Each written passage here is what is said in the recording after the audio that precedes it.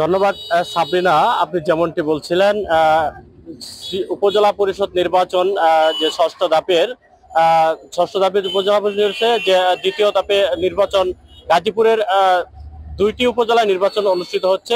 শ্রীপুর উপজেলা, আমি এখন আছি সেই শ্রীপুর উপজেলা যে পরিষদের নির্বাচনের যে প্রার্থীরা আজ শেষ মুহূর্তের প্রচারণায় তারা যে ব্যস্ত সময় পার করেছেন। আর মাত্র একদিন বাকি নির্বাচন, 21শে মে অনুষ্ঠিত হবে ভোট গ্রহণ।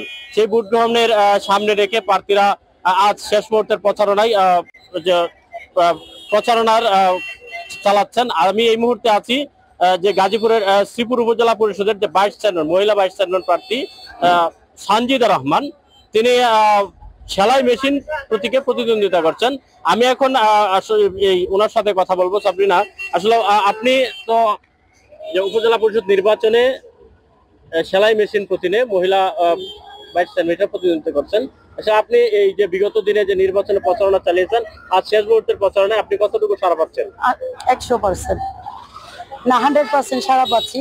কারণ অনেক মুরব্বীরা যেভাবে দোয়া করতেছে, যেভাবে পাশে দাঁড়াচ্ছে, আমার মনে হয় আলহামদুলিল্লাহ 100% শিওর যে আমি জয়ী হয়ে বের হতে পারবো। আপনি ওই আমাদের যে ভোটাররা আছে যে শ্রীপুর উপজেলা পরিষদের ভোটারদেরকে আপনি কি মেসেজ দিতে চাচ্ছেন? আমি ভোটারদের মেসেজ দিতে চাচ্ছি যে আমি এমন একটা প্রতিনিধি হব যে একটা প্রতিনিধি যা যা দায়িত্ব আছে আমি সম্পূর্ণ পালন করব, এবং তাদের জন্য যে বরাদ্দ আছে তার সাথে আমার ব্যক্তিগত কিছু বরাদ্দ দিয়ে তাদের সেবায় আমি নিজেকে নিয়োজিত থাকবো।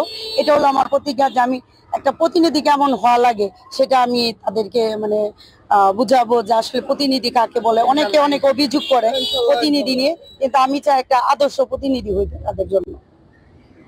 ধন্যবাদ সাবরিনা, আপনি বলছিলেন, আপনি শুনছিলেন যে মহিলা ভাইস চেয়ারম্যান যে উনি প্রতিদ্বন্দ্বিতা করছেন সেলাই মেশিন প্রতীক নিয়ে।